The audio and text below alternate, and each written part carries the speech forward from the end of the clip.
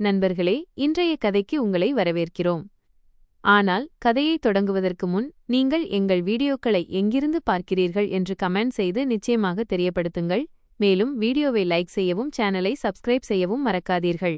வீட்டின் சாவி என்னிடம் இருந்தது. ஆனால் நான் வீட்டிற்கு வந்தபோது வீட்டின் கதவு திறந்திருந்தது. நான் என் வீட்டை முழுமையாக சரியாக பார்த்தேன். இந்த சாவி எதற்கானது என்று எனக்கு புரியவில்லை. பிறகு என் பார்வை ஒரு கதவின் மீது விழுந்தது. நான் கதவை திறந்து பார்த்தபோது என் கால்கள் பின்வாங்கின. என் பெயர் பிரியா. நான் என் முழு ஏரியாவிலேயே மிக அழகான பெண்ணாக இருந்தேன். அனைவரும் என் அழகை பெரிதும் புகழ்வார்கள். என் கண்கள் மிகவும் பெரிதாக இருந்தன. என் நிறமும் மிகவும் சிவப்பாக இருந்தது. நான் என் தந்தைக்கு மிகவும் செல்லமான மகளாக இருந்தேன். அவர் என் மீது அளவு கடந்த அன்பு வைத்திருந்தார். எப்போதாவது அம்மாவும் அக்காவும் என்னை வசைபாடினாலோ திட்டினாலோ கூட அவர் எப்போதும் என் பக்கம் நின்று என்னை காப்பாற்றுவார். எல்லாமே மிகவும் நன்றாக போய்க் கொண்டிருந்தது. சிறிது காலத்திற்குப் பிறகு என் அம்மா என் அக்காவிற்கும் அண்ணனுக்கும் திருமணம் செய்து வைத்தார். நாங்கள் 3 சகோதர சகோதரிகள் இருந்தோம். என் அக்காவின் பெயர் ஆகாங்ஷா மற்றும் என் சகோதரனின் பெயர் ரவி. இப்போது வீட்டிற்கு அண்ணி வந்துவிட்டார். அக்கா தன் புகுந்த வீட்டிற்கு சென்றுவிட்டார். திருமணத்தின் காரணமாக வீட்டில் உறவினர்கள் தங்கியிருந்தார்கள். அம்மாவும் அவர்களுடன் உட்கார்ந்து பேசிக் கொண்டிருந்தார். அப்போது நான் சமையலறையிலிருந்து டீ தயாரித்துக் கொண்டு வந்தேன். அப்போது அம்மா அவர்களிடம், நான் இப்போது என் இளைய மகளுக்கு திருமணம் செய்து வைக்க மாட்டேன். இன்னும் 4 முதல் 5 வரை வருடங்களுக்குப் பிறகுதான் இவளுக்கு திருமணம் செய்வேன். என் மூத்த மகளுக்கு திருமணமாகிவிட்டது, இப்போது வீட்டிலும் யாராவது இருக்க வேண்டுமே என்று சொல்வதை கேட்டேன். அதற்கு எதிர்த்தரப்பிலிருந்து அவர், இவளுக்கு வயது நன்றாகவே ஆகிவிட்டதே, பிறகு ஏன் இப்போது இவளுக்கு திருமணம் செய்து வைக்கவில்லை என்றார். அதற்கு அம்மா, சும்மாதான், நான் இப்போது இவளுக்கு திருமணம் செய்ய மாட்டேன். இவளும் போய்விட்டால் வீட்டில் வேலை செய்ய எனக்கு யார் உதவி செய்வார்? அக்கா 4 நாட்களுக்கு முன்புதான் சென்றிருக்கிறாள் என்றார். அம்மாவின் இந்த வார்த்தைகளைக் கேட்டு எனக்கு மிகவும் வருத்தமாக இருந்தது. என் மனதில் முதன்முறையாக அம்மா மீது கோபமும் வருத்தமும் ஏற்பட்டது. அம்மா என்னை மகளாக பார்க்கவில்லை, மாறாக தன் வேலைக்காகவே என்னை வீட்டில் நிறுத்தி வைக்க விரும்புகிறார் என்று எனக்கு தோன்றியது. ஆனால் நான் அந்த நேரத்தில் யாரிடமும் எதுவும் சொல்லாமல் அமைதியாக என் அறைக்குச் சென்றுவிட்டேன். சில நாட்கள் இப்படித்தான் கழிந்தன. பிறகு திடீரென்று என் வாழ்க்கையில் ஒரு புயல் வீசியது. அது எல்லாவற்றையும் மாற்றிவிட்டது. என் தந்தை காலமானார். அவர் மறைந்த பிறகு என் தலைக்கு மேலிருந்த வானமே மறைந்துவிட்டது போல் எனக்கு தோன்றியது. நான் பல இரவுகள் அழுது கொண்டே இருப்பேன். எனக்கு எப்போதும் அவருடைய நினைவுகளே வந்து கொண்டிருந்தன. அவர் என்னை எப்படி பார்த்து கொண்டார், என் ஒவ்வொரு சிறிய பெரிய விஷயத்தையும் எப்படி புரிந்து கொண்டார். இப்போது வீட்டில் என்னை முறைப்படி புரிந்து கொள்ள யாரும் இல்லை. அம்மாவும் முன்போல் இருக்கவில்லை. அவர் எப்போதும் வேலை மற்றும் பணக்கவலையிலேயே மூழ்கியிருந்தார். சகோதரன் தன் புதிய திருமண வாழ்க்கையில் பிஸியாக இருந்தான். அண்ணியும் என்னிடம் அவ்வளவாக பேசுவதில்லை. நான் எனக்குள்ளேயே மிகவும் தனிமையாக உணர்ந்தேன்.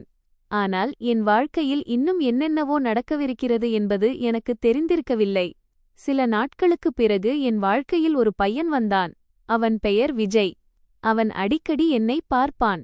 நான் சந்தைக்குச் செல்லும்போதோ அல்லது மாடியில் துணி காயப்போடச் செல்லும்போதோ அவனுடைய பார்வை எப்போதும் என்னை தேடி கண்டுபிடித்துவிடும். முதலில் நான் அவனை அலட்சியப்படுத்தினேன். ஆனால் மெல்ல மெல்ல எனக்கும் அவனது இருப்பு உணரப்படத் தொடங்கியது. அவன் மிகவும் அழகாக இருந்தான். அவனது முகத்தில் எப்போதும் ஒரு அழகான புன்னகை இருக்கும். ஒரு நாள் அவன் தன் ஃபோன் நம்பரை என் பக்கம் தூக்கி போட்டான். ஆனால் நான் அதை எடுக்கவில்லை. 2வது நாளும் அவன் அப்படித்தான் செய்தான். அப்போதும் நான் கடந்து சென்றுவிட்டேன். ஆனால் அன்று என்னவோ என் மனம் கேட்கவில்லை. நான் திரும்பிச் சென்று அவனுடைய நம்பரை எடுத்துக்கொண்டேன். வீட்டில் வந்து அந்த சீட்டை பலமுறை படித்தேன். பிறகு அவனுக்கு மெசேஜ் செய்யலாமா வேண்டாமா என்று நெடுநேரம் யோசித்துக் கொண்டே இருந்தேன். கடைசியில் தைரியத்தை வரவழைத்துக்கொண்டு அவனுக்கு மெசேஜ் செய்தேன். சில வினாடிகளிலேயே அவனிடமிருந்து பதில் வந்தது. அதற்குப் பிறகு எங்கள் பேச்சுகள் தொடங்கின. முதலில் கொஞ்சம் கொஞ்சமாகத்தான் பேசிக் கொண்டிருந்தோம். பிறகு மணிக்கணக்கில் பேசத் தொடங்கினோம். அவன் என்னிடம் அவ்வளவு அழகான வார்த்தைகளை பேசுவான். அது என் மனதை மகிழ்ச்சியில் ஆழ்த்தும். அவன் சொல்வான், பிரியா, நீதான் இந்த உலகத்திலேயே மிக அழகான பெண். நீ சிரித்தால் மலர்கள் மலர்வது போல் இருக்கிறது. சில நேரங்களில் உன்னை விட்டுவிட்டு என்னால் ஒரு நாள் கூட இருக்க முடியாது என்பான். சில நேரங்களில் நான் உன்னையே திருமணம் செய்து கொள்ள விரும்புகிறேன் என்பான். அவனுடைய பேச்சுகளைக் கேட்டு என் முகத்தில் புன்னகை வந்துவிடும். மெல்ல மெல்ல எனக்கும் அவன் மீது காதல் வரத் தொடங்கியது. இப்போது என்னால் அவனுடைய குட் மார்னிங் உடன் தொடங்கி அவனுடைய குட் நைட் உடன் முடிந்தது. நாள் முழுவதும் அவனுடைய மெசேஜுக்காக நான் காத்துக் கொண்டிருப்பேன். அவனிடமிருந்து ஃபோன் வரவில்லை என்றால் என் மனம் பதற்றமடைந்துவிடும். அவனுடைய மெசேஜ் வரும்போது எல்லா மகிழ்ச்சியும் மீண்டும் கிடைத்துவிட்டது போல் உணர்வேன். என் தந்தை மறைந்த பிறகு நான் மீண்டும் புன்னகைக்க வேண்டும் என்பதற்காகவே இறைவன் விஜயை என் வாழ்க்கைக்கு அனுப்பியிருக்கிறான் என்று எனக்கு தோன்றத் தொடங்கியது. ஆனால் ஒவ்வொரு புன்னகைக்கும் பின்னால் ஒரு ரகசியம் ஒளிந்திருக்கிறது என்பதும், என் வாழ்க்கையிலும் என் முழு உலகத்தையும் மாற்றப்போகும் ஒரு உண்மை வரப்போகிறது என்பதும் எனக்கு தெரிந்திருக்கவில்லை. ஒரு நாள் நாங்கள் இருவரும் பேசிக்கொண்டிருந்தபோது அவன் என்னிடம், பிரியா, நான் உன்னை திருமணம் செய்து கொள்ள விரும்புகிறேன் என்றான். நான், ஆம், எனக்கும் உன்னை மிகவும் பிடிக்கும். நானும் உன்னையே திருமணம் செய்து கொள்ள விரும்புகிறேன் என்றேன். அதற்கு அவன், ஆனால் பிரியா, நான் என் அம்மாவிற்கு ஒரே மகன். என் அம்மா எனக்கு ஒரு பணக்கார பெண்ணை திருமணம் செய்து வைக்கவும் நிறைய வரதட்சணை பெறவும் விரும்புகிறார். ஆனால் எனக்கு இந்த விஷயங்களில் எந்த ஆசையும் இல்லை. நான் திருமணம் செய்து கொண்டால் உன்னை மட்டுமே திருமணம் செய்து கொள்வேன் என்றான். நான், என் அம்மாவும் ஒப்புக்கொள்ள மாட்டார்கள் என்றுதான் தோன்றுகிறது, ஆனால் நான் அவர்களை சம்மதிக்க வைப்பேன் என்றேன். பிறகு நாங்கள் இருவரும் இப்போது நம் வீட்டாரிடம் எல்லாவற்றையும் உண்மையிலேயே சொல்லிவிட வேண்டும் என்று முடிவு செய்தோம். அங்கே அவனும் தன் வீட்டாரிடம் எல்லாவற்றையும் கூறிவிட்டான். இங்கே நானும் என் அம்மாவின் முன்னால், நான் திருமணம் செய்து கொண்டால் விஜயை மட்டுமே திருமணம் செய்து கொள்வேன், அவனைத் தவிர வேறு யாரையும் திருமணம் செய்ய மாட்டேன் என்று தெளிவாக கூறிவிட்டேன். என் வார்த்தைகளைக் கேட்டவுடனேயே அம்மா என் முகத்தில் ஓங்கி ஒரு அறை அறைந்து, இதை மட்டும்தான் கேட்க வேண்டிய பாக்கி இருந்தது. நீ எங்கள் மானத்தை மண்ணோடு மண்ணாக ஆக்கிவிட்டாய் என்றார். பிறகு என்னை மிகவும் திட்டினார். நான் அழுது கொண்டே இருந்தேன். ஆனால் என் முடிவில் உறுதியாக இருந்தேன். பல நாட்கள் வீட்டில் இந்த விஷயத்தைப் பற்றியே சண்டை நடந்து கொண்டிருந்தது. யாரும் என் பேச்சைக் கேட்கத் தயாராக இல்லை. ஆனால் என்னாலும் விஜயைத் தவிர வேறு யாரையும் திருமணம் செய்து கொள்வது பற்றி யோசிக்கக்கூட முடியலை. பிறகு ஒரு நாள் அம்மா அக்காவோடும் அண்ணனோடும் இதைப் பற்றி பேசியபோது, அக்கா, அம்மா, இவளுக்கு திருமணம் செய்து வைத்து விடுங்கள். எப்படி இருந்தாலும் இவள் ஒரு நாள் தன் வீட்டிற்கு போக வேண்டியவள்தான். இப்போது இவளுக்கு பிடித்தமானவனுடன் திருமணம் நடக்கிறது என்றால் நடக்கட்டும். குறைந்தபட்சம் வரதட்சணை செலவாவது மிச்சமாகும். மேலும் திருமணத்திற்குப் பிறகு நாம் இவளோடு எந்த உறவும் வைத்துக்கொள்ளப் போவதில்லை என்றாள். அண்ணனும், ஆமாம், திருமணத்திற்குப் பிறகு இவளுக்கும் நமக்கும் எந்த உறவும் இருக்காது. இவள் எங்கே போகிறாளோ அங்கேயே வாழட்டும் என்றுதான் சொன்னான். நான் அவர்கள் அனைவரின் பேச்சையும் கேட்டுக்கொண்டிருந்தேன். அவர்களின் வார்த்தைகள் என் இதயத்தை மிகவும் காயப்படுத்தின. நான் அவர்களின் மகள் இல்லை, ஏதோ ஒரு சுமை என்பது போல் தோன்றியது. ஆனால் அந்த நேரத்தில் எனக்கு இந்த வார்த்தைகள் பெரிய விஷயமாக தெரியவில்லை. ஏனென்றால் நான் விஜயை மட்டுமே திருமணம் செய்து கொள்ள விரும்பினேன். கடைசியில் பல விவாதங்களுக்கும் சண்டைகளுக்கும் பிறகு என் வீட்டார்கள் ஒப்புக்கொண்டார்கள். அங்கே விஜயின் வீட்டாரும் ஒப்புக்கொண்டார்கள். ஏனென்றால் அவன் தன் வீட்டில் ஒரே மகன். என்னை திருமணம் செய்து வைக்கவில்லை என்றால் தன் உயிரை மாய்த்துக் கொள்வேன் என்று அவன் தன் அம்மாவிடம் தெளிவாக கூறிவிட்டான். அவனது அம்மா தன் ஒரே மகனை இழக்க விரும்பவில்லை. அதனால் கடைசியில் அவர்களும் சம்மதம் தெரிவித்தனர். பிறகு எங்கள் திருமணமும் நடந்தது. எங்கள் திருமணத்தில் யாருக்கும் மகிழ்ச்சி இல்லை. நாங்கள் இருவர் மட்டுமே மகிழ்ச்சியாக இருந்தோம். ஆனால் எங்களுக்கு அதுவே போதுமானதாக இருந்தது. இனி எங்கள் வாழ்க்கை மிகவும் நன்றாக இருக்குமென்றும் நாங்கள் எப்போதும் மகிழ்ச்சியாக இருப்போம் என்றும் நாங்கள் நினைத்தோம். திருமணத்திற்குப் பிறகு சில காலம் வரை எல்லாமே ஒரு கனவு போல தோன்றியது. விஜய் எப்போதும் என்னை சுற்றியே வருவான். அவன் என்னிடம் மிகவும் அன்பான பேச்சுகளை பேசுவான். என் சிறிய சிறிய விஷயங்களைக் கூட கவனித்துக் கொள்வான். வீட்டு வேலைகளிலும் எனக்கு உதவி செய்வான். நான் என்னை மிகவும் அதிர்ஷ்டசாலியாக கருதினேன். ஆனால் நாங்கள் இப்படி மகிழ்ச்சியாக இருப்பது அவனது அம்மாவிற்குச் சிறிதும் பிடிக்கவில்லை. அவர் எப்போதும் எங்களை பார்த்து கொண்டே இருப்பார். அவரது முகத்தில் கோபமும் வருத்தமும் தெளிவாகத் தெரிந்தது. மெல்ல மெல்ல எனது விஷயத்தில் அவளது நடத்தை மாறத் தொடங்கியது. சில மாதங்களிலேயே என் அம்மாவும் காலமானார். இது எனக்கு ஒரு மிகப்பெரிய அதிர்ச்சியாக இருந்தது. நான் கடைசி முறையாக என் அம்மாவை பார்க்க என் பிறந்த வீட்டிற்குச் சென்றபோது அங்கேயும் எனக்கு துயரமே கிடைத்தது. அம்மாவின் இறுதிச் சடங்கிற்குப் பிறகு என் அண்ணன் தெளிவாகச் சொல்லிவிட்டான், இன்று நீ இங்கு வந்துவிட்டாய். ஆனால் இனி மீண்டும் இங்கு வர முயற்சி கூட செய்யாதே. உனக்கும் எங்களுக்கும் எந்த உறவும் இல்லை. நீ உன் விருப்பப்படி திருமணம் செய்து கொண்டாய். இப்போது உனக்கு எங்கே திருமணம் நடந்ததோ அங்கேயே இரு. அவனது இந்த வார்த்தையை கேட்டு என் இதயம் உடைந்து போனது. நான் மிகவும் அழுதேன். ஆனால் அமைதியாக இருப்பதைத் தவிர எனக்கு வேறு வழி இருக்கவில்லை. பிறகு நான் மீண்டும் என் புகுந்த வீட்டிற்கு திரும்பி வந்தேன். நான் மிகவும் தனிமையாக உணர்ந்தேன். ஆனால் என்னிடம் விஜய் இருக்கிறான். அவன் என்னுடன் இருக்கும் வரை எனக்கு வேறு யாரைப் பற்றியும் கவலையில்லை என்று எனக்கு நானே சொல்லித் தேற்றிக்கொண்டேன். ஆனால் காலம் மெல்ல மெல்ல மாறப்போகிறது என்பது எனக்கு தெரிந்திருக்கவில்லை. நாளுக்கு நாள் அவனது அம்மாவின் நடத்தை இன்னும் மோசமாகத் தொடங்கியது. அவர் என் ஒவ்வொரு விஷயத்திலும் குறை கண்டுபிடித்தார். நான் எவ்வளவு நன்றாக வேலை செய்தாலும் அவருக்கு எப்போதுமே எதுவும் பிடிப்பதில்லை. நான் சமையல் செய்தால் அதில் குறை சொல்வார். சுத்தம் செய்தால் சரியாகச் செய்யவில்லை என்பார். துணி துவைத்தால் மீண்டும் துவை என்பார். நான் காலையிலிருந்து இரவு வரை வீட்டு வேலைகளிலேயே மூழ்கியிருப்பேன். ஆனால் அப்படியிருந்தும் அவளது புகார்கள் முடிவதே இல்லை. அங்கே அவர் விஜய் மீதும் வேலைப்பளுவை அதிகமாக சுமத்தத் தொடங்கினார். அவன் வேலை செய்யவில்லை என்றால் குடும்பம் எப்படி நடக்கும் என்று அவனிடம் சொல்வார். இந்த பெண்ணை கூட்டி வந்து விட்டாய், ஆனால் இவளுக்கு என்ன சாப்பாடு போடுவாய்? இதையெல்லாம் கேட்டுக்கொண்டே விஜய் நாள் முழுவதும் வீட்டிற்கு வெளியே வேலை செய்து கொண்டிருப்பான். அவன் காலையில் சென்று நள்ளிரவில் மிகவும் களைப்போடு வீட்டிற்குத் திரும்புவான். முன்பெல்லாம் அவன் வீட்டிற்கு வந்தவுடனேயே என் அருகில் அமர்வான். ஆனால் இப்போது அவன் மிகவும் அமைதியாக இருக்கத் தொடங்கினான். அவனது களைப்பும் கவலைகளும் அதிகரித்துக் கொண்டே சென்றன. இதன் காரணமாகவே எங்களுக்குள் சிறிய சிறிய விஷயங்களுக்கு கூட வாக்குவாதங்கள் வரத் தொடங்கின. எப்போதாவது ஒரு விஷயத்திற்காகவும் சில நேரங்களில் வேறு விஷயத்திற்காகவும் சண்டை நடக்கும். எங்களுக்குள் சண்டை நடக்கும்போதெல்லாம் அவன் தன் அம்மாவிடம் சென்று விடுவான். அவனது அம்மாவும் அவனை ஏற்றிவிட்டு கொண்டே இருப்பார்.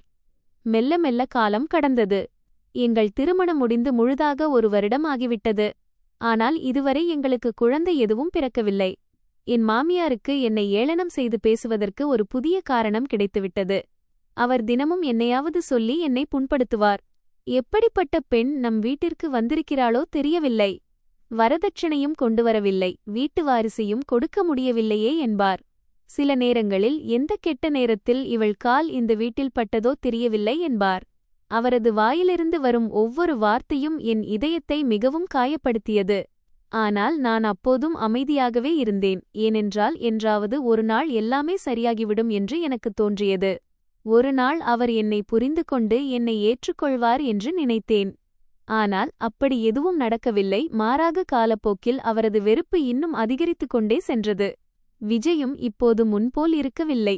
அவன் பெரும்பாலான நேரங்களில் தன் அம்மாவின் பேச்சைக் கேட்டுக்கொண்டு என்னை விட்டு விலகியே இருக்கத் தொடங்கினான். நான் உள்ளுக்குள்ளேயே உடைந்து போய்க் கொண்டிருந்தேன். ஆனால் யாரிடமும் எதையும் சொல்லவில்லை. ஒரு நாள் காலையில் என் மாமியார் என்னிடம் வந்து, போய் சந்தையிலிருந்து காய்கறி வாங்கிட்டு வா என்றார். நான் எதுவும் பேசாமல் அவரிடமிருந்து பணம் வாங்கிக் கொண்டு சந்தைக்குச் சென்றேன். வழிநெடுகிலும் நான் இதையேதான் யோசித்துக் கொண்டிருந்தேன். அப்படி என்னதான் என் தவறு? நான் இந்த வீட்டிற்காக இவ்வளவு செய்கிறேன். அப்படியிருந்தும் ஏன் யாரும் என்னிடம் மகிழ்ச்சியாக இல்லை? சிறிது நேரத்திற்குப் பிறகு நான் காய்கறிகளை வாங்கிக் கொண்டு மீண்டும் வீட்டிற்கு வந்து சேர்ந்தேன். நான் வீட்டிற்குள் அடியெடுத்து வைத்தவுடனேயே என் மாமியார் ஹாலில் மேஜைக்கு அருகில் அமர்ந்திருப்பதை பார்த்தேன். அவரது முகத்தில் ஒரு விசித்திரமான இறுக்கம் இருந்தது. எனக்கு எதுவுமே புரியவில்லை. அப்போது அவர் என்னை பார்த்து, இந்த காகிதத்தை எடு, உன் துணிகளை எடுத்துக்கொண்டு எங்கள் வீட்டை விட்டு வெளியே போ என்றார். அவரது வார்த்தைகளைக் கேட்டு நான் அதிர்ந்து போனேன். திடீரென்று என்ன ஆயிற்று என்று எனக்கு புரியவே இல்லை. நான் பயந்து கொண்டே, மாமியார்ஜி, என்ன ஆச்சு? என்னிடம் ஏதாவது தவறு நடந்துவிட்டதா என்று கேட்டேன். அவர் கோபத்துடன், அதிகமாக கேள்வி கேட்காதே.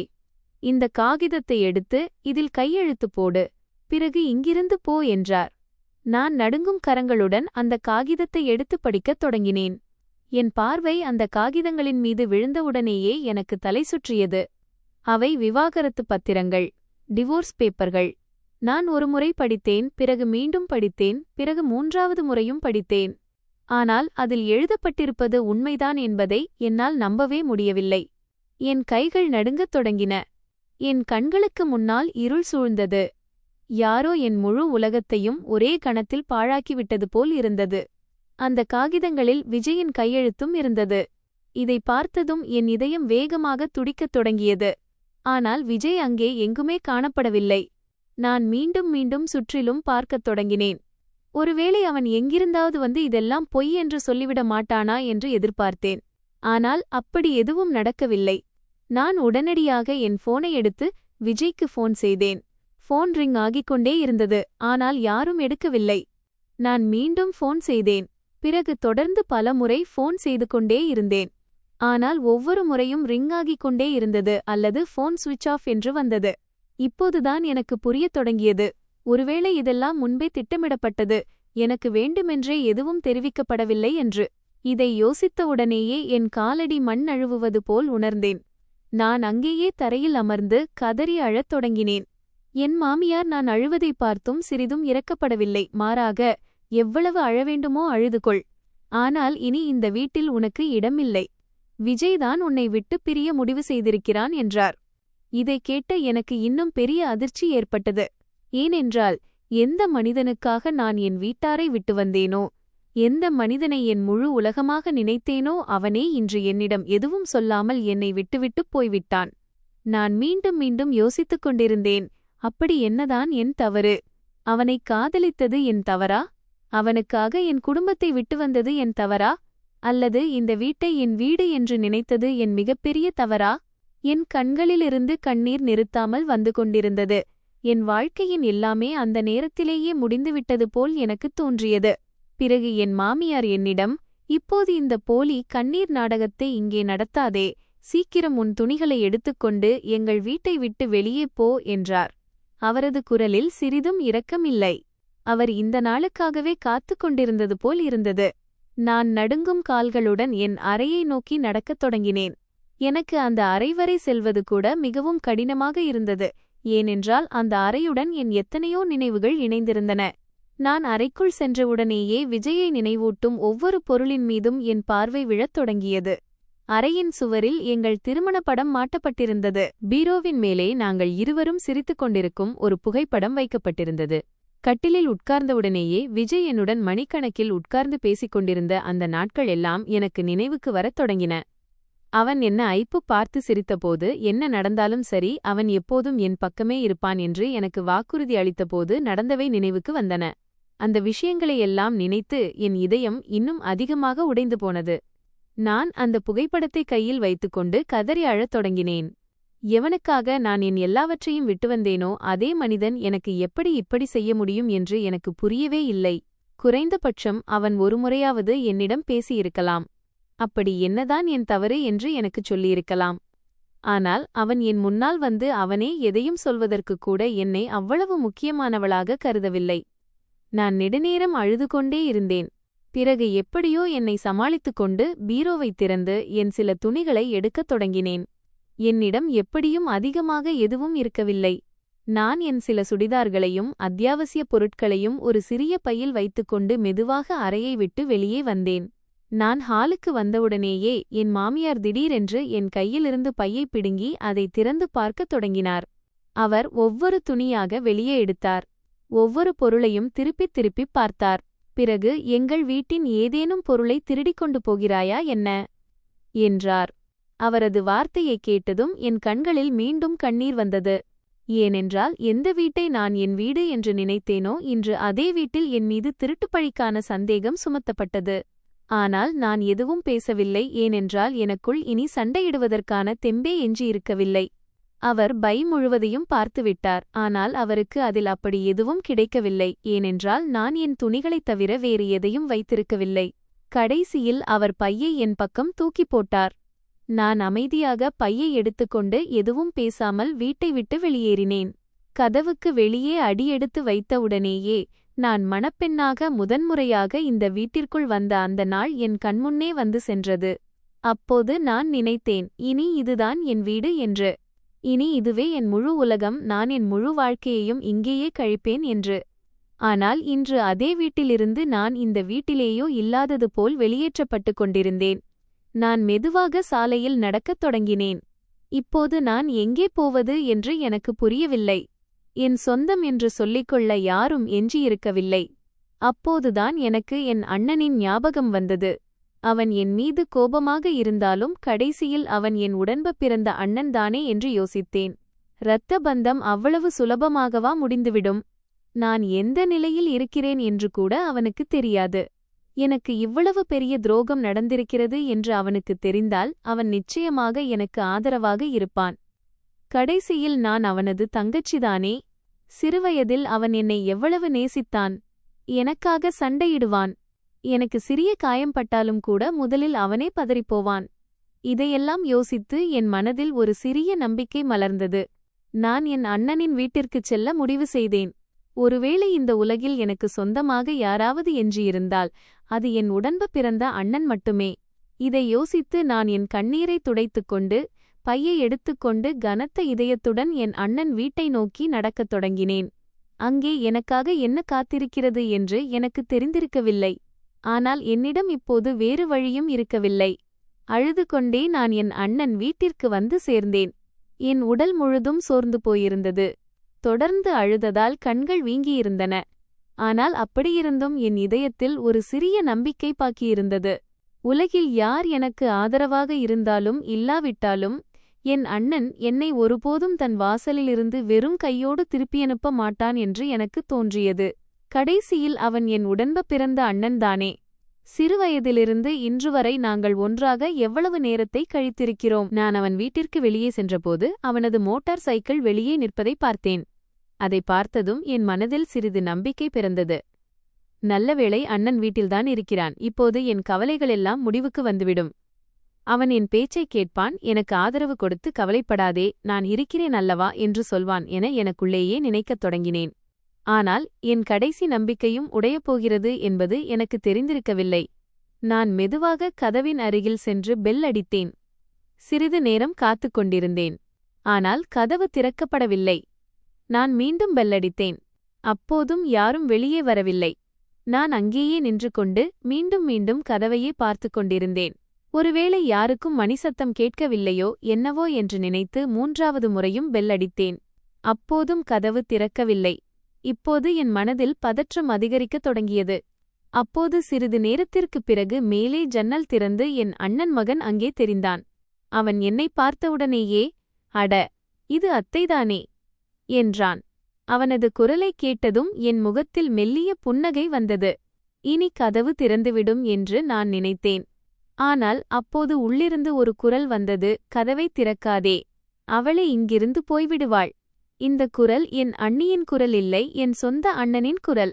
என் சொந்த அண்ணனின் குரலைக் கேட்டதும் யாரோ என் நெஞ்சில் கத்தியால் குத்தியது போல் இருந்தது. என் கண்களிலிருந்து கண்ணீர் வழிந்தோடத் தொடங்கியது. நான் சில கணங்கள் அங்கேயே நின்று கொண்டிருந்தேன். ஒருவேளை நான் தவறாக கேட்டிருப்பேனோ என்று நினைத்தேன். ஆனால் பிறகு உள்ளிருந்து யாரும் வரவில்லை, கதவையும் யாரும் திறக்கவில்லை. அப்போதுதான் என் அண்ணன் உண்மையிலேயே என்னை தன் வீட்டிற்குள் வர அனுமதிக்க விரும்பவில்லை என்பது எனக்கு புரிந்தது. நான் கனத்த கால்களுடன் அங்கிருந்து திரும்பினேன். என் இதயத்தின் கடைசி நம்பிக்கையும் உடைந்திருந்தது. நடந்து கொண்டே நான் இதையேதான் யோசித்துக் கொண்டிருந்தேன். உறவுகள் உண்மையிலேயே அவ்வளவு பலவீனமானவையா? ஒரு தங்கை ஆபத்தில் இருக்கும்போது அவளுக்கு 2 நிமிடம் ஆதரவு கொடுக்கும் அளவுக்கு கூட அவளுக்கு மதிப்பில்லையா? ஆனால் இப்போது அழுவதைத் தவிர எனக்கும் வேறு வழி இருக்கவில்லை. நான் சாலையில் மெதுவாக நடந்து கொண்டிருந்தேன். அப்போதுதான் எனக்கு என் அக்காவின் ஞாபகம் வந்தது. அண்ணன் கதவை திறக்கவில்லை என்றால் என்ன? அக்கா நிச்சயமாக என்னை புரிந்து கொள்வாள் என்று யோசித்தேன். கடைசியில் ஒரு பெண்ணின் வலியை இன்னொரு பெண்தானே நன்றாக புரிந்து கொள்ள முடியும். இதை யோசித்து நான் அவளை நோக்கி நடந்தேன். நான் அவள் வீட்டிற்கு சென்றடைந்ததும் நடுங்கும் கரங்களுடன் பெல் அடித்தேன். சிறிது நேரத்திலேயே கதவு திறந்தது. எதிரே என் அக்கா நின்று கொண்டிருந்தாள். அவளை பார்த்தவுடனேயே என்னால் என்னை கட்டுப்படுத்த முடியாமல் கதறி அழத் தொடங்கினேன். அவள் என்னை சமாளித்து, "என்ன ஆச்சு?" என்று கேட்டாள். அப்போது நான் அழுது கொண்டே அவளிடம் எல்லா விஷயத்தையும் சொன்னேன். எப்படி என்னை வீட்டிலிருந்து துரத்தினார்கள், எப்படி விவாகரத்து பத்திரங்களை என் முன்னால் வைத்தார்கள், விஜய் எப்படி என்னிடம் எதுவும் சொல்லாமல் என்னை விட்டுப் பிரிந்தான் என்று. என் பேச்சைக் கேட்டு அக்காவும் அதிர்ந்து போனாள். அவள், "இப்படி எப்படி நடக்கும்? காரணமில்லாமல் யாரும் யாருக்கும் விவாகரத்து கொடுக்க மாட்டார்கள். உண்மையைச் சொல், உன்னிடம் ஏதாவது தவறு நடந்ததா?" என்றாள். நான் கண்ணீரைத் துடைத்துக் கொண்டே, "இல்லை அக்கா, நான் எந்தத் தவறும் செய்யவில்லை. என்னிடம் எந்தத் தவறும் நடக்கவில்லை. நான் உண்மையைத்தான் சொல்கிறேன்" என்றேன். அதற்கு அவள், "சரி சரி, முதலில் உள்ளே வா, பிறகு நிதானமாகப் பேசலாம்" என்றாள். அவளது இந்த வார்த்தையைக் கேட்டதும் எனக்கு சிறிது ஆறுதலாக இருந்தது. நான் அவளுடன் வீட்டிற்குள் சென்றேன். ஆனால் என் இந்த ஆறுதல் கூட அதிக நேரம் நீடிக்கவில்லை. ஏனென்றால் அப்போது பின்னாலிருந்து அவளது கணவர் அங்கே வந்தார். அவர் என்னை பார்த்தார். பிறகு கோபத்துடன், நீ இங்கே என்ன செய்கிறாய்? நான் இந்த பெண்ணை என் வீட்டில் வைக்க மாட்டேன்.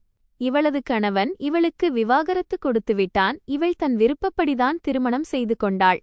நிச்சயமாக ஏதேனும் விஷயம் இருக்கும். அதனால்தான் இவளை வீட்டிலிருந்து துரத்தியிருக்கிறார்கள். என்னால் இவளது செலவை சுமக்க முடியாது. இவளை என் வீட்டில் வைக்கவும் முடியாது என்றார். அவரது பேச்சைக் கேட்டு நான் கல்லைப் போல் நின்றுவிட்டேன். அக்கா அவருக்கு புரிய வைக்க மிகவும் முயற்சி செய்து, இவள் என் தங்கை, ஆபத்தில் இருக்கிறாள், சில நாட்கள் தங்கிவிட்டுப் போவாள் என்றாள். ஆனால் அவர் கேட்க தயாராக இல்லை. நான் இவளை என் வீட்டில் வைக்க மாட்டேன் என்று மீண்டும் மீண்டும் கூறிக்கொண்டிருந்தார். அந்த நேரத்தில் நான் யாருக்கோ சுமையாகிவிட்டேன் என்பது போல் உணர்ந்தேன். என்னால் அக்காவின் வீட்டில் சண்டை வரக்கூடாது என்று நான் விரும்பினேன். அதனால் நான் அக்காவின் கையை பிடித்துக்கொண்டு, இல்லை அக்கா, பரவாயில்லை, நான் நன்றாக இருக்கிறேன், நீ கவலைப்படாதே என்றேன். அவள் என்னை நிறுத்த மிகவும் முயற்சி செய்தாள். ஆனால் நான் அங்கே நிற்கவில்லை. நான் மெதுவாக அங்கிருந்து வெளியேறி எந்த இலக்கும் இல்லாமல் சாலையில் நடக்கத் தொடங்கினேன். சிறிது நேரத்திற்குப் பிறகு நான் சாலையோரத்திற்குச் சென்று அமர்ந்துவிட்டேன். இப்போது எனக்குள் நடப்பதற்குக் கூட தெம்பு எஞ்சியிருக்கவில்லை. என் மூளை மரத்துப் போயிருந்தது. நான் எங்கே போவது, யாரிடம் போவது, யாரிடம் உதவி கேட்பது என்று எனக்கு புரியவில்லை. என் கண்களிலிருந்து தொடர்ந்து கண்ணீர் வழிந்து கொண்டிருந்தது. எனக்கு மீண்டும் மீண்டும் என் தந்தையின் ஞாபகமே வந்தது. நான் வானத்தை பார்த்து யோசித்துக் கொண்டிருந்தேன். இன்று அப்பா உயிரோடு இருந்திருக்க கூடாதா? அவர் இருந்திருந்தால் நான் இப்படி தெரு தெருவாக அலைந்திருக்க வேண்டியிருந்திருக்காது. என்னை இப்படி தனியாக விட்டுப் போயிருக்க மாட்டார். இன்று என் அப்பா என்னுடன் இருந்திருந்தால் இந்த முழு உலகமே எனக்கு எதிராக மாறினாலும் அவர் என் கையை ஒருபோதும் விட்டிருக்க மாட்டார் என்று நான் உறுதியாக நம்பினேன். இதையெல்லாம் யோசித்துக் கொண்டே நான் சாலையோரத்தில் அமர்ந்து அழுது கொண்டிருந்தேன். ஏனென்றால் இப்போது இந்த முழு உலகத்திலும் என் சொந்தம் என்று சொல்லிக்கொள்ள யாருமே எஞ்சியிருக்கவில்லை. நான் அங்கேயே சாலையோரத்தில் அமர்ந்து அழுது கொண்டிருந்தேன். என் கண்களிலிருந்து கண்ணீர் நிறுத்தாமல் வந்து கொண்டிருந்தது. இப்போது நான் என்ன செய்வது, எங்கே போவது என்று எனக்கு புரியவில்லை. அப்போது அங்கே ஒரு முதிய பெண்மணி கடந்து சென்று கொண்டிருந்தார். அவருக்கு முடிகள் நரைத்திருந்தன. முகத்தில் ஒரு விசித்திரமான அமைதி இருந்தது. அவர் என்னை சாலையோரத்தில் தனியாக அமர்ந்திருப்பதை பார்த்து நின்றுவிட்டார். பிறகு மெதுவாக என்னருகில் வந்து, மகளே, நீ ஏன் இந்த நேரத்தில் இங்கே தனியாக அமர்ந்திருக்கிறாய்? ஏன் இவ்வளவு அழுகிறாய்? என்ன ஆச்சு? எல்லாம் சௌக்கியம்தானே என்றார். அவரது குரலில் ஒரு அன்பு இருந்தது. ஆனால் இவ்வளவு துரோகங்களை சந்தித்த பிறகு எனக்கு யார் மீதும் நம்பிக்கை வரவில்லை. அதனால் நான் கொஞ்சம் பயந்து அமைதியாக கீழே பார்க்கத் தொடங்கினேன். என் நிலையைக் கண்டு அவர் மீண்டும், பயப்படாதே அம்மா, நான் உனக்கு எந்த தீங்கும் செய்ய மாட்டேன். என்ன விஷயம் என்று என்னிடம் சொல். ஒருவேளை நான் உனக்கு ஏதேனும் உதவி செய்யக்கூடும் என்றார். அவரது பேச்சைக் கேட்டதும் ஏன் என்று தெரியவில்லை. என் இதயத்திற்குச் சிறிது ஆறுதல் கிடைத்தது. பிறகு நான் அழுதுகொண்டே அவர்களிடம் என் முழு கதையையும் சொல்லத் தொடங்கினேன். என் கணவன் என்னை எப்படி விட்டுப் பிரிந்தான், என் மாமியார் என்னை எப்படி வீட்டிலிருந்து துரத்தினார், என் சொந்த அண்ணன் எப்படி கதவை கூட திறக்கவில்லை, என் அக்கா விரும்பியும் எப்படி எனக்கு ஆதரவாக நிற்க முடியாமல் போனாள் என்பதையெல்லாம் அவர்களிடம் சொன்னேன். என் பேச்சைக் கேட்டு அவளது கண்கள் கலங்கின. அவர் என் தலை தடவி, மகளே, இனி நீ சிறிதும் கவலைப்படாதே, இன்று முதல் நீ தனியாள் இல்லை என்றார். பிறகு அவர், நான் ஒரு விதவை ஆசிரமம் நடத்தி வருகிறேன். அங்கே வாழ்க்கையில் பல துயரங்களை சந்தித்த எத்தனையோ பெண்கள் வாழ்கிறார்கள். சிலரை அவர்களின் சொந்தங்களே கைவிட்டு விட்டார்கள். சிலர் தங்களுக்குச் சொந்தமானவர்களை இழந்துவிட்டார்கள். ஆனால் இப்போது நாங்கள் அனைவரும் ஒரு குடும்பம் போல் வாழ்கிறோம். உனக்குச் செல்ல இடம் எதுவும் இல்லை என்றால் நீ என்னுடன் வரலாம் என்றார். அவரது பேச்சைக் கேட்டு என் கண்களில் மீண்டும் கண்ணீர் வந்தது. ஆனால் இந்த முறை இந்த கண்ணீர் துயரத்தினால் இல்லை, ஆறுதலினால் வந்தது. ஏனென்றால் இத்தனை நாட்களுக்குப் பிறகு யாரோ ஒருவர் என் மீது அன்பும் அக்கறையும் காட்டியிருந்தார். நான் மெதுவாக ஆம் என்று தலையசைத்தேன். அவர் அன்போடு என் கையை பிடித்து தன் காரை நோக்கி அழைத்துச் சென்றார். பிறகு என்னை காரில் உட்கார வைத்தார். நாங்கள் அங்கிருந்து புறப்பட்டோம். வழிநெடுகிலும் நான் ஜன்னல் வழியாக வெளியே பார்த்து கொண்டே, ஒருவேளை எனக்கு உதவி செய்வதற்காகவே இறைவன் இவரை அனுப்பியிருக்கிறானோ என்று யோசித்துக் கொண்டே வந்தேன். சிறிது நேரத்திற்குப் பிறகு நாங்கள் ஒரு பெரிய ஆசிரமத்தின் முன்னால் வந்து சேர்ந்தோம். அங்கிருந்த சூழல் மிகவும் அமைதியாக இருந்தது. நான் உள்ளே சென்றவுடனேயே அங்கே பல பெண்களை பார்த்தேன். சிலர் வயதானவர்கள், சிலர் என் வயதொத்தவர்கள், சிலர் என்னை விடச் சிறியவர்கள். ஆனால் அவர்கள் அனைவரின் கண்களிலும் ஒரு வலி ஒளிந்திருந்தது. ஒவ்வொருவரிடமும் ஒரு சோகக்கதை இருப்பது போல் தோன்றியது. சில பெண்கள் சமையல் செய்து கொண்டிருந்தார்கள், சிலர் தையல் வேலை செய்து கொண்டிருந்தார்கள், சிலர் சுத்தம் செய்து கொண்டிருந்தார்கள், சிலர் ஒருவரோடு ஒருவர் அமர்ந்து பேசிக் கொண்டிருந்தார்கள். அந்த முதிய பெண்மணி அனைவருக்கும் என்னை பற்றிச் சொன்னார். பிறகு ஒவ்வொருவராக எனக்கு அறிமுகப்படுத்தி வைத்தார். அங்கே இருந்த பெண்கள் என்னை மிகவும் அன்போடு வரவேற்றார்கள். அவர்களில் யாருமே என்னை ஒரு அந்நிய பெண்ணாக உணர வைக்கவில்லை. பிறகு அவர் என்னை ஒரு அறைக்கு அழைத்துச் சென்று, முதலில் சென்று முகத்தையும் கையையும் கழுவிக்கொண்டு கொஞ்சம் ஓய்வெடு, நீ மிகவும் களைப்பாக தெரிகிறாய் என்றார். பிறகு அவர் எனக்கு உடுத்துவதற்கு சுத்தமான துணிகளை கொடுத்து, மகளே, இனி இங்கே நீ எதைப் பற்றியும் கவலைப்பட வேண்டிய அவசியமில்லை என்றார். நான் துணிகளை எடுத்துக்கொண்டு அறைக்குள் சென்றேன். கண்ணாடியில் என்னை பார்த்தவுடனேயே நானே பயந்துவிட்டேன். அழுகையினால் என் முகம் வீங்கியிருந்தது. கண்கள் சிவந்திருந்தன. நான் மிகவும் பலவீனமாகத் தெரிந்தேன். நான் முகத்தையும் கையையும் கழுவி உடைகளை மாற்றிக்கொண்டு வெளியே வந்தேன். சிறிது நேரத்திற்குப் பிறகு அவர்கள் எனக்கு உணவு கொடுத்தார்கள். நான் பல நாட்களுக்குப் பிறகு நிம்மதியாகச் சாப்பிட்டேன். ஏனென்றால் கடந்த சில காலமாக என் தொண்டையில் ஒரு கவளம் சோறு கூட சரியாக இறங்காமல் இருந்தது. உணவு சாப்பிட்ட பிறகு அவர் என்னை ஆசிரமத்தின் மற்ற பெண்களுக்கு அறிமுகப்படுத்தி, இன்று முதல் நீயும் இங்கேயே இருப்பாய், நாங்கள் அனைவரும் தான் உன் குடும்பம் என்றார். அவரது இந்த வார்த்தையைக் கேட்டதும் என் இதயத்திற்கு பெரும் நிம்மதி கிடைத்தது. ஏனென்றால் இத்தனை நாட்களுக்குப் பிறகு நான் முற்றிலும் தனிமையாக இல்லை என்று எனக்கு தோன்றியது. மெல்ல மெல்ல நாட்கள் நகரத் தொடங்கின. நானும் அங்கிருந்த சூழலுக்கு மாறத் தொடங்கினேன். ஆசிரமத்தில் இருந்த அனைத்து பெண்களும் மிகவும் நல்லவர்களாக இருந்தார்கள். ஒவ்வொருவரும் வாழ்க்கையில் பல துயரங்களைக் கண்டிருந்தார்கள். அதனால் அவர்கள் மற்றவர்களின் வலியை நன்றாக புரிந்து கொண்டார்கள். சிலர் எனக்கு தையல் வேலை கற்றுக் கொடுத்தார்கள், சிலர் என்னோடு அமர்ந்து பேசினார்கள், சிலர் என்னைச் சிரிக்க வைக்க முயற்சி செய்தார்கள், சிலர் வாழ்க்கை எப்போதும் ஒரே மாதிரி இருக்காது என்று எனக்கு தைரியம் சொன்னார்கள். மெல்ல மெல்ல நானும் அவர்களோடு ஒட்டத் தொடங்கினேன். இப்போது நான் நாள் முழுவதும் தனியாக அமர்ந்து அழுது கொண்டிருக்கவில்லை. மாறாக அவர்களோடு சேர்ந்து வேலைகளில் உதவி செய்தேன். சில நேரங்களில் சமையலறையில் உதவி செய்வேன், சில நேரங்களில் சுத்தம் செய்வேன், சில நேரங்களில் தேவையிலிருக்கும் பெண்களுக்கு பணிவிடை செய்வேன். வாழ்க்கை என்பது வெறும் துயரம் மட்டுமே இல்லை என்பதை நான் முதன்முறையாக உணர்ந்தேன். மனிதன் தைரியமாக இருந்தால் உடைந்த பிறகும் மீண்டும் எழுந்து நிற்க முடியும். சில நாட்களிலேயே அந்த ஆசிரமம் எனக்கு என் சொந்த வீடு போல் தோன்றத் தொடங்கியது. அங்கே வாழும் பெண்கள் என் குடும்பத்தைப் போல் ஆகிவிட்டார்கள். இனி என் வாழ்க்கையில் என்ன நடக்கப் போகிறது என்று எனக்கு தெரிந்திருக்கவில்லை. ஆனால் இவ்வளவு நீண்ட காலத்திற்குப் பிறகு என்னை யாரும் சுமையாக நினைக்காத ஒரு இடம் எனக்கு கிடைத்திருந்தது. அங்கே முதன்முறையாக எந்த நிபந்தனையும் இன்றி நான் ஏற்றுக்கொள்ளப்பட்டிருந்தேன். சில நாட்களுக்குப் பிறகு அதே விதவை ஆசிரமத்திற்கு வாழ மற்றொரு முதிய பெண்மணி வந்தார். அவரை முதன்முறையாக பார்த்தபோதே அவர் ஏதோ ஒரு மிகப்பெரிய துயரத்தை கடந்துதான் இங்கே வந்திருக்கிறார் என்று தோன்றியது. அவரது முகம் எப்போதும் சோகமாகவே இருக்கும். அவரது கண்களில் எப்போதும் ஒரு விசித்திரமான பதற்றம் தெரிந்தது. அவர் ஆசிரமத்தில் உள்ள எந்த பெண்ணிடமும் அதிகமாக பேசமாட்டார். பெரும்பாலான நேரங்களில் தன் அறையில் அமைதியாக அமர்ந்திருப்பார், அல்லது ஜன்னல் வழியாக வெளியே பார்த்துக்கொண்டே எதிலோ மூழ்கிப் போவார். ஆசிரமத்தின் மற்ற பெண்கள் பலமுறை அவரிடம் பேச முயற்சி செய்தார்கள். ஆனால் அவர் 2-3 வார்த்தைகள் பேசிவிட்டு மீண்டும் அமைதியாகிவிடுவார். அவரை பார்க்கும்போது எனக்கு ஏன் என்று தெரியவில்லை, மிகவும் பரிதாபமாக இருந்தது. ஏனென்றால் நானும் வலி மற்றும் தனிமையின் அர்த்தத்தை புரிந்து கொண்டிருந்தேன். அதனால் நான் அவர்கள் மீது கொஞ்சம் அக்கறை காட்டலாமே என்று யோசித்தேன். ஒருவேளை அது அவர்களுக்கு நன்மையாக இருக்கும், அவர்களின் மனதும் லேசாகும் என்று நினைத்தேன். பிறகு மெல்ல மெல்ல நான் அவர்களை கவனித்துக் கொள்ளத் தொடங்கினேன்.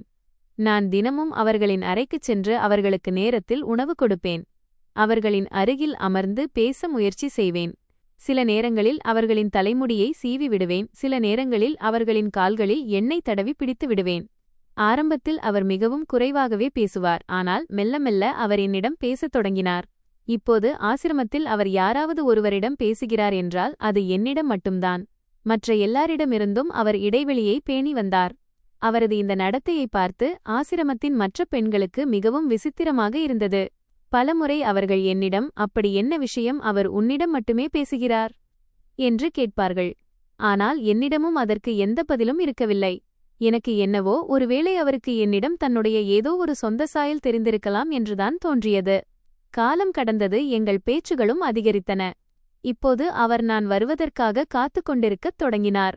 ஏதேனும் ஒரு நாளில் நான் ஏதேனும் வேலையில் பிஸியாகி அவர்களிடம் தாமதமாகச் சென்றால் அவர் பதற்றமடைந்து விடுவார். என்னை பார்த்ததும் அவரது முகத்தில் ஒரு மெல்லிய புன்னகை வந்துவிடும். அதை பார்த்து எனக்கும் நன்றாக இருக்கும்.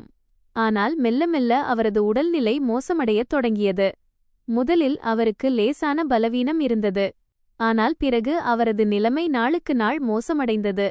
இப்போது அவரால் முன்போல் நடக்கவும் முடியவில்லை. பலமுறை அவருக்கு கட்டிலிலிருந்து எழுவதற்கு கூட மிகவும் சிரமமாக இருந்தது.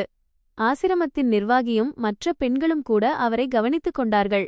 ஆனால் பெரும்பாலான நேரங்களில் நான்தான் அவருடன் இருப்பேன். நான் அவருக்கு மருந்து கொடுப்பேன், உணவு ஊட்டுவேன், இரவிலும் பலமுறை எழுந்து அவரது நிலையை பார்க்கச் செல்வேன். ஏன் என்று எனக்கு தெரியவில்லை, ஆனால் அவர் மீது என் இதயத்தில் ஒரு பெரிய அன்பு இருந்தது. சில நேரங்களில் எனக்கு அவரோடு ஏதோ ஒரு பழைய பந்தம் இருப்பது போல் தோன்றும். அவர் பலமுறை என்னை நெடுநேரம் பார்த்துக்கொண்டே இருப்பார். ஏதோ சொல்ல விரும்புவது போல் இருக்கும், ஆனால் பிறகு அமைதியாகிவிடுவார். பலமுறை அவரது உதடுகள் அசையும், ஆனால் வார்த்தைகள் வெளியே வராது. நான் அவரிடம், என்ன விஷயம்? நீங்கள் என்னிடம் ஏதேனும் சொல்ல விரும்புகிறீர்களா என்று கேட்பேன். ஆனால் அவர் ஒவ்வொரு முறையும் சிரித்துக்கொண்டே விஷயத்தை தட்டி கழித்து விடுவார். அவரது கண்களில் ஏதோ ஒரு ரகசியம் ஒளிந்திருப்பது போல் இருந்தது. அதை அவர் சொல்ல விரும்பினார், ஆனால் ஏதோ ஒரு காரணத்தினால் சொல்ல முடியாமல் இருந்தார். இந்த விஷயம் என்னையும் கவலைப்பட வைத்தது. ஏனென்றால் அவர் தன் இதயத்தில் ஒரு மிகப்பெரிய சுமையைச் சுமந்து கொண்டு வாழ்கிறார் என்றும் அதை என்னுடன் பகிர்ந்து கொள்ள விரும்புகிறார் என்றும் நான் உணர்ந்தேன். நாட்கள் சென்றன, அவரது நிலைமை இன்னும் மோசமடைந்தது. இப்போது அவர் பெரும்பாலான நேரங்களில் கட்டிலிலேயே கிடந்தார். அவரது உடல் மிகவும் பலவீனமடைந்திருந்தது. குரலும் முன்பை விட மிகவும் மெதுவாகிவிட்டது. ஒரு நாள் காலையில் நான் அவரது அறைக்குச் சென்றபோது அவரது நிலையைக் கண்டு பயந்து போனேன். அவரது முகம் வெளுத்துப் போயிருந்தது, மூச்சுக்காற்றும் மிகவும் வேகமாக நடந்து கொண்டிருந்தது. நான் உடனடியாக அவரது அருகில் சென்று அமர்ந்து அவரது கையை பிடித்துக் கொண்டேன். அவர் மெதுவாக என் பக்கம் பார்த்தார். அவரது கண்களில் கண்ணீர் இருந்தது. அவர் மிகவும் கவலையாக இருப்பது போல் தோன்றியது. அவர் மீண்டும் மீண்டும் ஏதோ பேச முயற்சி செய்து கொண்டிருந்தார், ஆனால் வார்த்தைகள் தெளிவாக வரவில்லை. நான் அவருக்கு இன்னும் அருகில் சென்று, அம்மா, நீங்கள் என்னிடம் ஏதேனும் சொல்ல விரும்பினால் சொல்லுங்கள். நான் இங்கேயேதான் இருக்கிறேன். நான் உங்கள் பேச்சை கேட்கிறேன் என்றேன். அவர் நடுங்கும் கரங்களால் என் கையை இறுகப் பிடித்துக்கொண்டு பிறகு ஏதோ முணுமுணுக்கத் தொடங்கினார். அவரது குரல் மிகவும் மெதுவாக இருந்ததால் என்னால் சரியாக கேட்க முடியவில்லை. ஆனால் அவர் என்னிடம் ஏதோ மிகவும் முக்கியமான விஷயத்தை சொல்ல விரும்புகிறார் என்பது தெளிவாக தெரிந்தது. ஒருவேளை அவர் பல ஆண்டுகளாக தன் இதயத்தில் மறைத்து வைத்திருந்த ஏதோ ஒரு உண்மையோ, அல்லது அவரது வாழ்க்கையோடு இணைந்த ஏதோ ஒரு ரகசியமோ, அல்லது எனது வாழ்க்கையோடு அவருக்கு இருந்த ஏதோ ஒரு தொடர்போ, அதை பற்றி எனக்கு எதுவுமே தெரிந்திருக்கவில்லை. அன்று அவரது கண்களில் ஒரு விசித்திரமான பதற்றம் இருந்தது. அவர் என்னிடம் ஏதோ ஒரு மிகவும் முக்கியமான விஷயத்தை சொல்ல விரும்புவது போல் எனக்கு தோன்றியது. நான் அவருக்கு அருகில் அமர்ந்திருந்தேன். அவரது நிலையைக் கண்டு என் இதயம் மிகவும் பயந்து கொண்டிருந்தது. அவர் திடீரென்று என் கையை இறுகப் பிடித்துக் கொண்டார். அவரது கண்களிலிருந்து தொடர்ந்து கண்ணீர் வழிந்து கொண்டிருந்தது. அவர் என்னிடம் ஏதோ மிகவும் முக்கியமான விஷயத்தை கூற விரும்புவது போல் இருந்தது, ஆனால் அவரது குரல் அவருக்கு ஒத்துழைக்கவில்லை. அவர் மீண்டும் மீண்டும் ஒரே முகவரியின் அட்ரஸ் பெயரை திரும்பத் திரும்பச் சொல்லிக் கொண்டிருந்தார். நான் கவனமாக அவரது பேச்சை கேட்க முயற்சி செய்தேன். ஆனால் அவர் அந்த முகவரியை மட்டுமே மீண்டும் மீண்டும் சொல்லிக் கொண்டிருந்தார். அவரது முகத்தில் பதற்றம் தெளிவாகத் தெரிந்தது. அப்போது அவர் நடுங்கும் கரங்களால் தன் பையிற்குள் கைவிட்டு ஒரு சிறிய சாவியை எடுத்து என் கையில் வைத்தார். பிறகு அவர் என்னை நோக்கி பார்த்து மீண்டும் அதே முகவரியின் பெயரைச் சொல்லத் தொடங்கினார். இப்போது என் கவலை இன்னும் அதிகரித்திருந்தது. நான் அவரது கையை பிடித்துக்கொண்டு, அம்மா, அப்படி என்ன விஷயம்? அந்த முகவரியில் உங்கள் சொந்தக்காரர்கள் யாராவது வாழ்கிறார்களா? யாராவது இருந்தால் சொல்லுங்கள், நான் இப்போதே சென்று அவர்களை அழைத்து வருகிறேன். நீங்கள் கவலைப்படாதீர்கள் என்றேன். ஆனால் அவர் ஏதோ சொல்ல விரும்பியும் சொல்ல முடியாமல் இருந்தார். அவரது உதடுகள் நடுங்கின, கண்களிலிருந்து கண்ணீர் இடைவிடாமல் வழிந்தது. அவர் இறப்பதற்கு முன் எனக்குச் சொல்ல விரும்பும் ஏதோ ஒரு மிகப்பெரிய ரகசியம் அவரது இதயத்தில் புதைந்திருப்பது போல் இருந்தது. அவர் எனக்கு என்ன புரிய வைக்க விரும்புகிறார் என்று நான் பலமுறை அவரிடம் கேட்டேன். ஆனால் அவர் அந்த முகவரியையே திரும்பத் திரும்பச் சொல்லிக் கொண்டிருந்தார். பிறகு திடீரென்று அவரது மூச்சு இன்னும் வேகமாக நடக்கத் தொடங்கியது. நான் பயந்து போய் உரத்த குரலில் ஆசிரமத்தின் மற்ற பெண்களையும் நிர்வாகியையும் கூப்பிடத் தொடங்கினேன். சில கணங்களிலேயே அனைவரும் அங்கே வந்துவிட்டனர். ஆனால் அதற்குள் காலம் கடந்துவிட்டது. அந்த முதிய பெண்மணி எப்போதும் போல இந்த உலகத்தை விட்டு பிரிந்து சென்றுவிட்டார். அறையில் ஒரே அமைதி நிலவியது. சில பெண்கள் அழத் தொடங்கினர், சிலர் அமைதியாக நின்று கொண்டிருந்தனர். நான் அவரை பார்த்து கொண்டிருந்தேன். என் கண்களிலிருந்தும் கண்ணீர் இடைவிடாமல் வழிந்து கொண்டிருந்தது. எனக்கு அதிகம் தெரியாத ஒரு நபராக இருந்தபோதிலும் என் சொந்த பந்தத்தை இழந்துவிட்டது போல் உணர்ந்தேன். ஆனால் ஏன் என்று தெரியவில்லை, அவருடன் ஒரு ஆழமான பிணைப்பு ஏற்பட்டிருந்தது. ஒருவேளை அவர் தன் கடைசி நாட்களில் என் மீது நம்பிக்கை வைத்திருந்ததாலும் எப்போதும் என்னை அன்போடு பார்த்ததாலும் இருக்கலாம். அவர் மறைந்த பிறகு முழு ஆசிரமத்திலும் சோகமான சூழல் நிலவியது. அனைவரும் அவரது இறுதிச் சடங்குக்கான ஏற்பாடுகளில் ஈடுபட்டனர். அடுத்த நாள் அவரை பற்றிய சில முக்கியமான தகவல்களை சேகரிக்க முயற்சி செய்யப்பட்டது. அப்போதுதான் அவருக்கு வாரிசுகள் யாரும் இல்லை என்று தெரியவந்தது. அவரது இறுதிச் சடங்கை செய்ய அவருக்கு மகன், மகள், சகோதரன், சகோதரி அல்லது வேறு எந்த உறவினரும் இல்லை. இந்த விஷயத்தை கேட்டு நான் இன்னும் அதிர்ச்சியடைந்தேன். இந்த உலகில் அவருக்கு என்று யாருமே இல்லை என்றால் அவர் தன் கடைசி நேரத்தில் ஏன் மீண்டும் மீண்டும் அந்த முகவரியின் பெயரை சொன்னார்? அந்த சாவியை ஏன் என்னிடம் கொடுத்துவிட்டுச் சென்றார்?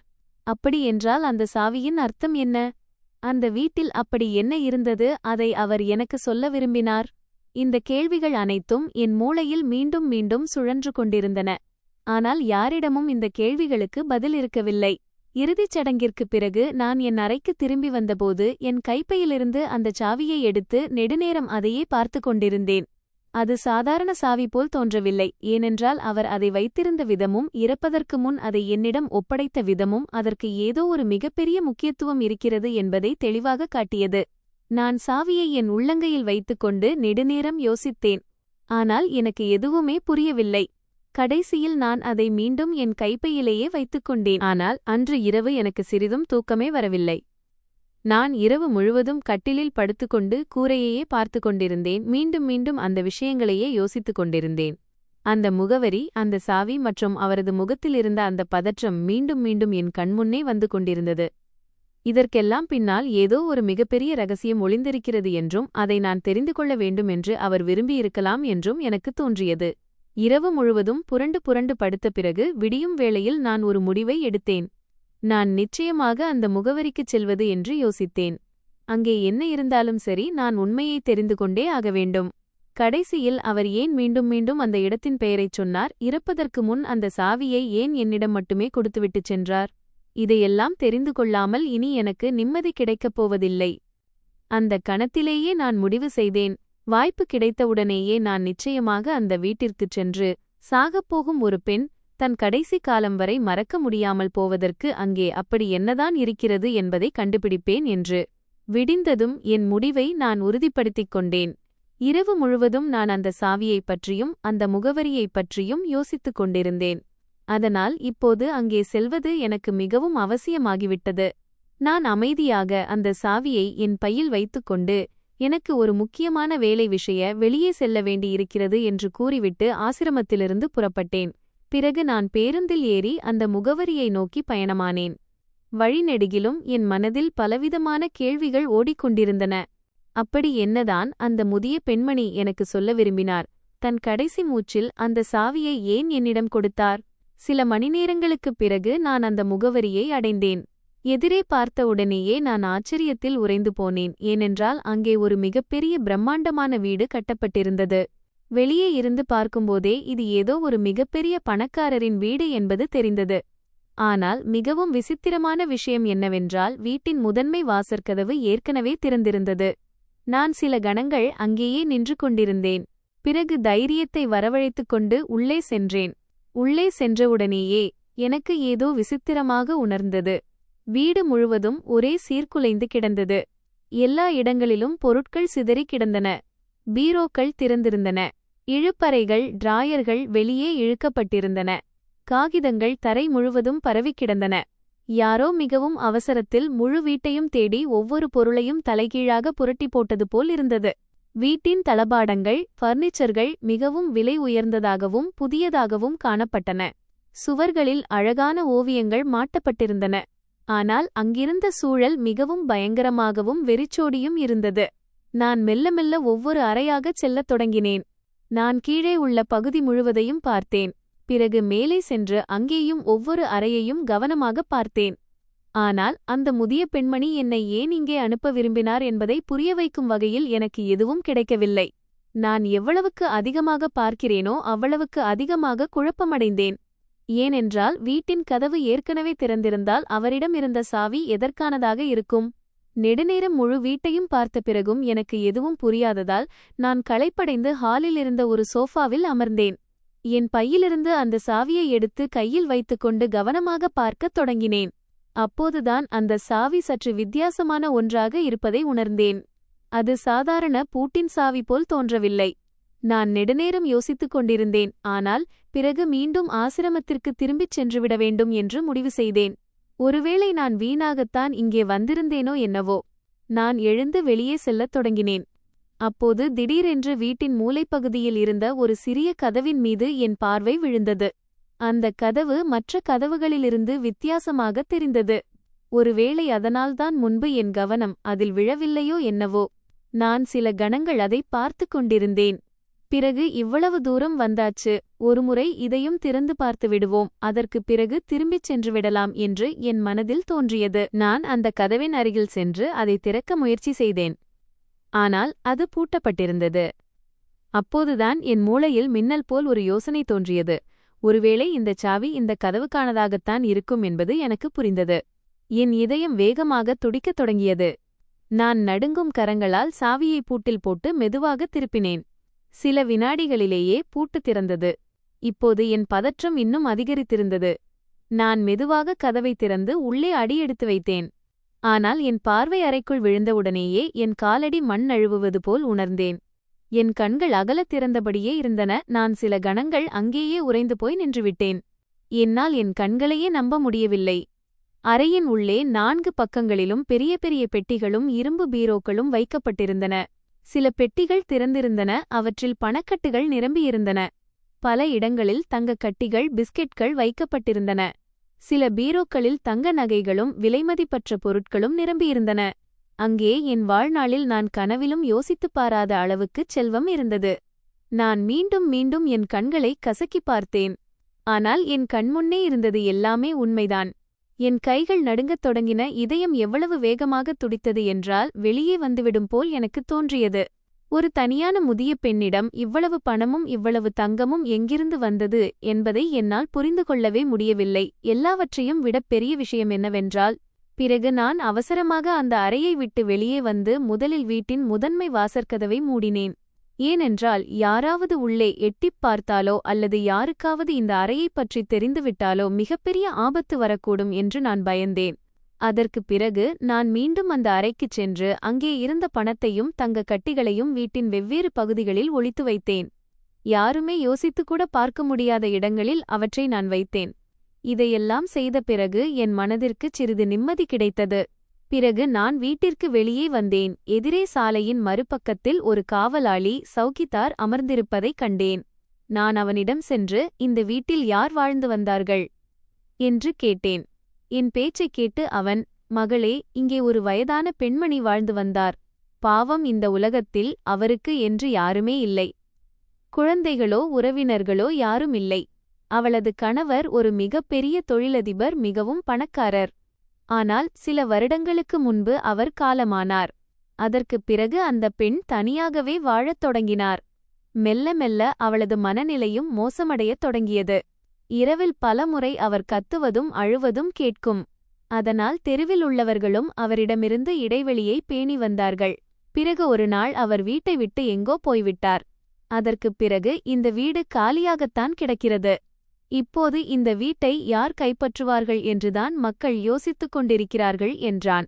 அவனது பேச்சைக் கேட்டதும் ஆசிரமத்தில் என்னுடன் தங்கியிருந்த அதே முதிய பெண்மணியைப் பற்றித்தான் அவன் பேசுகிறான் என்பது எனக்கு புரிந்தது. நான் உடனடியாக, நான் அவளது தூரத்து உறவினர், இப்போது நான்தான் இங்கே வாழ வந்திருக்கிறேன் என்றேன். இதைக் கேட்டதும் காவலாளி அதிகமாக எந்த கேள்வியும் கேட்கவில்லை. நானும் மீண்டும் வீட்டிற்குள் வந்தேன். ஆனால் இப்போது என் மனதில் ஒரு பயமும் இருந்தது. ஒருவேளை யாருக்காவது அந்த அறையைப் பற்றியும் அதில் இருக்கும் செல்வத்தைப் பற்றியும் தெரிந்துவிட்டால் மக்கள் என்ன வேண்டுமானாலும் செய்யக்கூடும். அதனால் நான் மிகவும் யோசித்து ஒரு முடிவை எடுத்தேன். அடுத்த சில நாட்களில் நான் மெல்ல மெல்ல அந்த பணத்தை என் வங்கிக் கணக்கில் டெபாசிட் செய்தேன். மற்ற அத்தியாவசிய வேலைகளையும் முடித்தேன். அதற்குப் பிறகு நான் அந்த பழைய வீட்டை பழுது பார்த்தேன். ரினோவேஷன் செய்தேன். சுவர்களுக்கு புதிய பெயிண்ட் அடித்தேன். உடைந்த பொருட்களை சரி செய்தேன். வீடு முற்றிலும் புதிது போல் மாறியதும் அதை ஒரு நல்ல விலைக்கு விற்றுவிட்டேன். பிறகு நான் நகரத்திலிருந்து மிகவும் தொலைவில் ஒரு அமைதியான பகுதியில் புதிய வீடு வாங்கினேன். அங்கே என்னை யாருக்கும் தெரியாது, என் கடந்த காலத்தைப் பற்றியும் யாருக்கும் எதுவும் தெரிந்திருக்கவில்லை. நான் அந்த வீட்டை என் விருப்பத்திற்கு ஏற்ப அலங்கரித்தேன். அழகான திரைகளை, கர்ட்டன்களை தொங்கவிட்டேன், புதிய பர்னிச்சர்களை வாங்கினேன், சுவர்களுக்கு வண்ணம் பூசி அதை ஒரு அழகான வீடாக மாற்றினேன். பிறகு வாழ்க்கை முழுவதும் வெறும் பணத்தை மட்டுமே நம்பி வாழக்கூடாது என்று நினைத்தேன். அதனால் நான் ஒரு சிறிய பேக்கரி தொழிலை தொடங்கினேன். ஆரம்பத்தில் எனக்கு மிகவும் பயமாக இருந்தது. ஏனென்றால் நான் இதற்கு முன் எந்த தொழிலும் செய்ததில்லை. ஆனால் நான் உழைப்பதை கைவிடவில்லை. மெல்ல மெல்ல மக்களுக்கு நான் செய்யும் கேக்குகளும் பிஸ்கட்களும் பிடிக்கத் தொடங்கின. என் தொழிலும் நல்லபடியாக ஓடத் தொடங்கியது. குறுகிய காலத்திலேயே என் பேக்கரி அந்த பகுதியில் மிகவும் பிரபலமானது. இப்போது என்னிடம் சொந்த வீடு இருந்தது, சொந்தத் தொழில் இருந்தது. எல்லாவற்றையும் விட பெரிய விஷயம் என்னவென்றால் நான் யாரையும் சார்ந்து இருக்கவில்லை. நான் யாரு முன்னாடியும் கையேந்த வேண்டிய அவசியம் இருக்கவில்லை. இப்போது நான் என் சொந்த காலில் நின்று என் வாழ்க்கையை என் விருப்பப்படி வாழ்ந்து கொண்டிருந்தேன். என்னைவிட அதிகமான மகிழ்ச்சி எனக்கு எதிலிருந்ததென்றால், இனி என்னை யாரும் வீட்டிலிருந்து துரத்த முடியாது. ஏனென்றால் இந்த வீடு என்னுடைய சொந்த வீடு. நான் வாழ்க்கையில் பல துயரங்களை கண்டிருந்தேன். ஆனால் நான் இப்போது மனதளவில் வலிமையானவளாக மாறியிருந்தேன். தனியாக வாழவும் கற்றுக்கொண்டிருந்தேன். காலம் கடந்தது, என் வாழ்க்கை முன்பை விட மிகவும் சிறப்பாக மாறியது. ஒரு நாள் நான் ஒரு ஷாப்பிங் மாலில் பொருட்கள் வாங்கிவிட்டு வெளியே வந்து கொண்டிருந்தேன். என் கைகளில் பல பைகள் இருந்தன. நான் என் காரை நோக்கி சென்று கொண்டிருந்தேன். அப்போது என் பார்வை எதிரே விழுந்தது. திடீரென்று நான் அங்கேயே நின்றுவிட்டேன். எதிரே என் அண்ணன் நின்று கொண்டிருந்தான். அவனும் என்னை பார்த்துவிட்டான். சில கணங்களுக்கு அவனால் என்னை அடையாளமே கண்டுகொள்ள முடியவில்லை. ஏனென்றால் நான் இப்போது பழையபடி உடைந்த அழுது கொண்டிருக்கும் பிரியா இல்லை. என் முகத்தில் தன்னம்பிக்கை இருந்தது. நல்ல உடைகளை அணிந்திருந்தேன். என் வாழ்க்கையே முற்றிலும் மாறியிருந்தது. மறுபுறம் என் அண்ணன் என்னை பார்த்து ஆச்சரியத்தில் உறைந்து போனான். அவனது முகத்தின் நிறமே மாறியது. ஏனென்றால் இன்றுவரை நான் எங்காவது தெருவில் அலைந்து கொண்டும் துயரத்தில் வாழ்க்கையை கழித்துக் கொண்டும் இருப்பேன் என்றுதான் அவன் நினைத்திருந்தான். ஆனால் இறைவன் என் வாழ்க்கையை முற்றிலும் மாற்றிவிட்டான் என்பது அவனுக்கு எப்படித் தெரியும்? நான் மனதிற்குள்ளேயே இறைவனுக்கு நன்றி சொல்லத் தொடங்கினேன். ஏனென்றால் உலகின் அனைத்துக் கதவுகளும் எனக்கு அடைக்கப்பட்டபோது அவன்தான் எனக்கு புதிய வழிகளை திறந்து வைத்தான். தலை சாய்க்க அவன்தான் எனக்கு சொந்த வீடை கொடுத்தான். என் சொந்த காலில் நிற்பதற்கான தைரியத்தை கொடுத்தான். எல்லாவற்றையும் விட பெரிய விஷயமாக என்னை மீண்டும் வாழக் கற்றுக் கொடுத்தான். இன்று என்னிடம் சொந்த வீடு இருக்கிறது, சொந்தத் தொழில் இருக்கிறது, சொந்த அடையாளம் இருக்கிறது. எல்லாவற்றையும் விட பெரிய விஷயமாக என் இதயத்தில் இப்போது யாரைப் பற்றியும் எந்த புகாரும் இல்லை. ஏனென்றால் வாழ்க்கையில் எவ்வளவு சவால்கள் வந்தாலும் மனிதன் தைரியத்தை இழக்கவில்லை என்றால் ஒரு நாள் அவனது வாழ்க்கை நிச்சயமாக மாறும் என்பதை நான் கற்றுக்கொண்டிருந்தேன். இன்று உண்மையிலேயே நான் மிகவும் மகிழ்ச்சியாக இருந்தேன்.